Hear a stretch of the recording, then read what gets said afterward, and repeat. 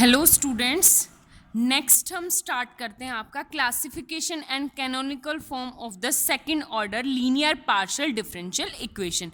ये आपका है पीटी का 6th चैप्टर, ठीक है, और आई मीन 3rd यूनिट हो गया।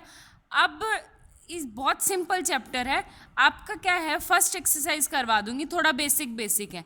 क्लासिफिकेशन करनी है canonical form of second order linear partial differential equation, ठीक है। तो हमारे पास जो जनरल इक्वेशन होती है वो क्या होती है, सेकंड ऑर्डर की। सेकंड ऑर्डर मतलब कितनी बार डिफरेंशिएशन होना चाहिए, 2 टाइम डिफरेंशिएशन होना चाहिए।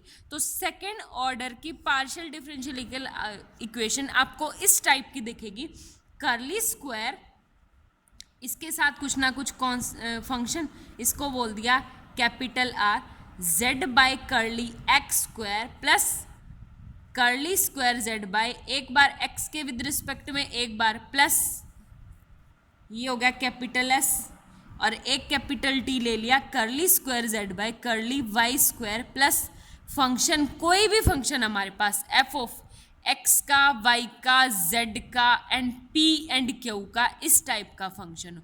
जो मेरी जनरल इक्वेशन होती है वो होती है इस टाइप की, जहाँ पे आपके पास है R S T R the continuous function of xy, continuous function of xy, xy का continuous function होगा मेरा आर एस टी, ठीक है। आर एस टी ही क्यों नाम रखा वो देखो, हमने पहले किया था, हमारे सेकेंड ऑर्डर की यही इक्वेशन होगी ना, सेकेंड दिस टाइप और कोई फंक्शन पी और क्यू का आ जाएगा, एक्स वाई जेड, बाद में उसको नाम रख दिया एफ, ठीक है। ये होती है हमारी जनरल फॉर्म। अब हम रखते हैं, हमने जब सिंपल फॉर्म यूज़ की थी, पी क्या था हमारे पास, curly Z by curly x, and q क्या था, curly Z by curly y. Same as it is हमारे पास क्या हो जाएगा, आर स्मॉल आर हो जाएगा, curly square Z by curly X square, and small S क्या था, curly square Z by curly S into curly Y, and small T equal to curly Z by curly Y square, ठीक है। जैसे ही वे value ऊपर put करूंगी तो ये हो गया capital R into R plus N into S plus T into T plus F of X Y Z and P Q equal to, ये होती है हमारी कैनोनिकल फॉर्म की second order linear partial differential equation, ठीक है। जहाँ पे R S T ये क्या है आपके पास, एक्स वाई के कोई भी फंक्शन, हो गया क्लियर। नेक्स्ट इसका सॉल्यूशन है, मेन है आपका याद करने की चीज जो है वो मेन आपकी क्या है, एक बात बताओ, इसी को मैं उससे कनेक्ट करके देखूं, जैसे बाय पार्ट्स मेथड होता है हमारे पास, क्या होता है हमारे पास, x square a x square plus b x plus c, इस टाइप की सेकेंड ऑर्डर की इक्वेशन होती है। तो हम क्या निकालते हैं, आप लोगों के रूट्स निकालते हैं इस इक्वेशन के, रूट निकालते तो क्या देखते हैं, बी स्क्वायर माइनस 4ac, तो b क्या होता है, दिस, तो ये हो गया R S square minus 4ac होता है ना, तो 4rt, ठीक है। इसके ऊपर डिपेंड करेगा, अगर ये वाली मेरी ग्रेटर देन 0 है तो हाइपरबोला, ठीक है। एस स्क्वायर माइनस 4rt अगर लेस देन 0 है तो आपका हो गया इलिप्टिक। अगर एस स्क्वायर माइनस 4rt मेरा इक्वल टू 0 है तो हमारे पास क्या हो जाएगा, पैराबोला, ठीक है। कीवर्ड याद करनी है, तीनों की तीनों इक्वेशन पेपर में ज़रूर आती है आप लोगों की। क्या होता है याद करने का तरीका, वही a x square plus b x plus c होता है ना, तो हम क्या रखते थे discriminant, B square minus 4ac, तो वही उसी से एस स्क्वायर माइनस 4rt अगर ग्रेटर देन 0 है तो hyperbola, S square minus 4rt less than 0 है तो ellipse, S square minus 4rt equal to 0 है तो पैराबोला।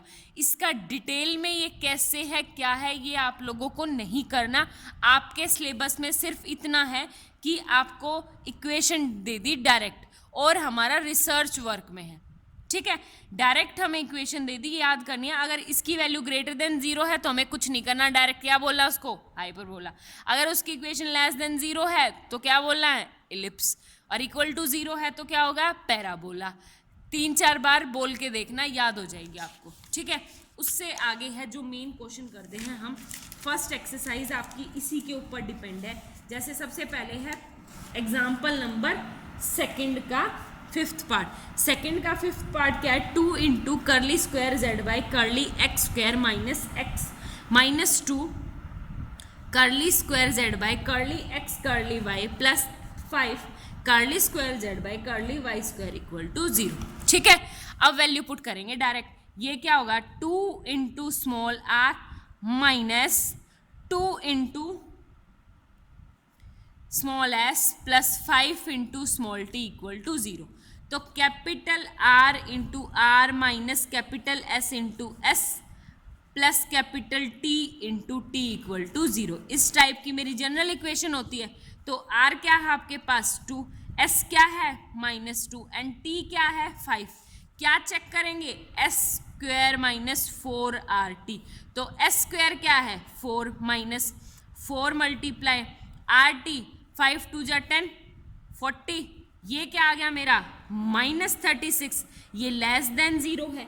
अगर ये लेस देन 0 है तो हमारे पास क्या हो जाएगी equation, elliptic partial differential equation. ठीक है, सेम ऐसे ही क्वेश्चंस में आपको बताना है। क्या निकालना है, direct S square minus 4RT। ठीक है, ये है हमारा फर्स्ट। एक मेरे पास क्वेश्चन है, कौन सा क्वेश्चन है आप लोगों का, एग्जाम्पल नंबर सेकंड का सेकंड पार्ट है।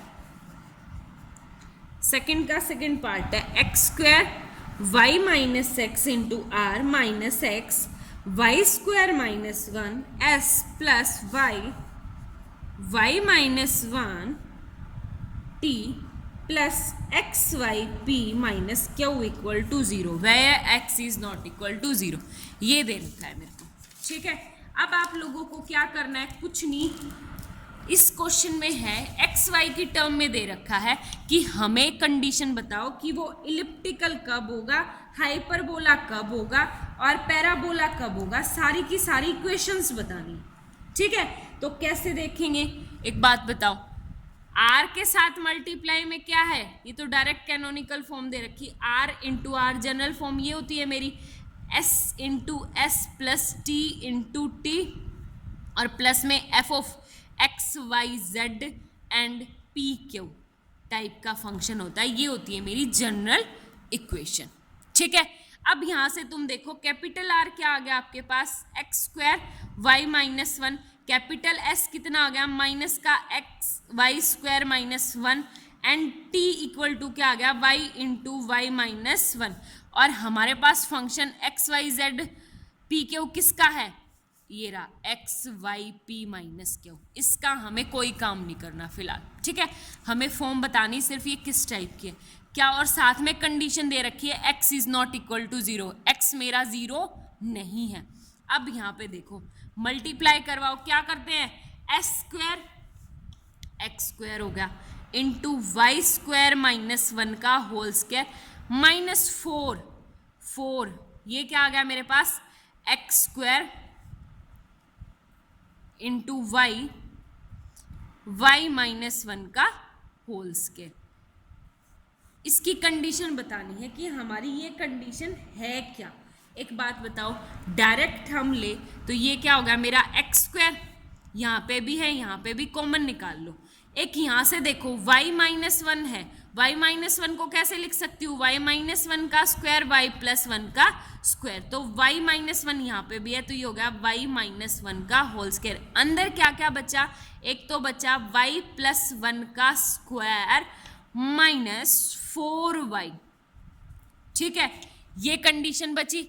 इसको खोलेंगे तो क्या हो गया मेरे पास एक्स स्क्वायर वाई माइनस 1 का स्क्वायर इंटू ये क्या है, अब यहाँ से वैल्यू देखेंगे तो y प्लस 1 का स्क्वायर माइनस 4y क्या हो जाएगा मेरे पास आपका y स्क्वायर +1 +2y -4y, और -4y में से 2y जाएगा तो यहाँ पे क्या बन जाएगा आपके पास -2y, और -2y दिस, तो ये किसका फॉर्मूला हो गया, x² y -1 का स्क्वायर इनटू क्या आ जाएगा y- का स्क्वायर, और ये क्या हो जाएगी मेरे पास x² इंटू y-1 की पावर 4।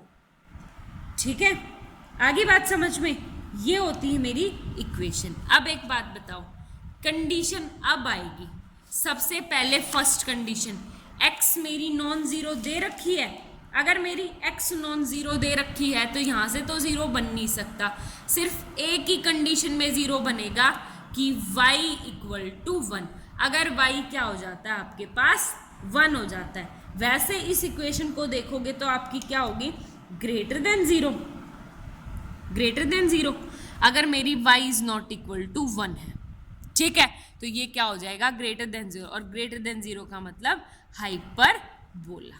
आगे बात समझ में, x नॉन ज़ीरो पहले दे ही रखा है, तो या तो ये पैराबोला या ये हाइपरबोला। अगर y = 1 हो गया तो ये क्या बन जाएगा आपका पैराबोला। ठीक है, आपको अब ये क्वेश्चन एक्सरसाइज के 8 क्वेश्चन है, बहुत सिंपल है, अब आप लोगों को ट्राई करने हैं। ठीक है, थैंक यू सो मच।